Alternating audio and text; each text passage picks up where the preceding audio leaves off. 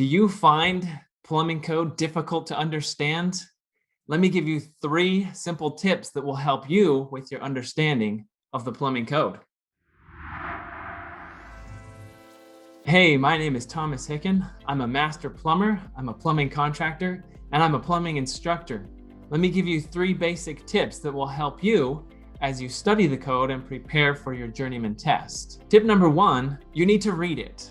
We live in a world now where everything is fast-paced, loud, and in your face. Right now, you're watching a video instead of reading, right? But here's the reality. Plumbing code is still written in a book, and you have to read that. Good news is you can take that book into the test with you in most places. So the key would be getting to know that book. Again, tip number 1 is to read the code and read it with a highlighter. Go through it page by page. Mark, circle, underline, however you want to do it, but make sure that the information that is important is easy to find. Tip number 2, what is the important information? Well, a lot of times on these tests, they're going to ask you for specifics, and specifics are often in the form of numbers. We're talking about measurements, pipe sizes or diameters, pressures, temperatures.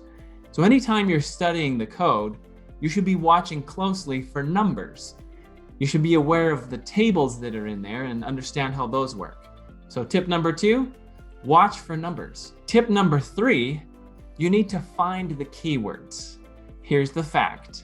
Code is written by engineers, lawyers, and plumbers who've come together who want to really define this.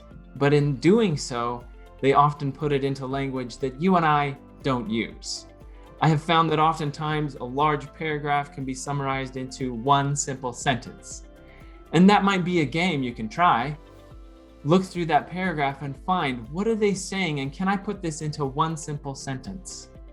That one simple sentence is going to be based on keywords, words that bring out the most meaning and give the most definition.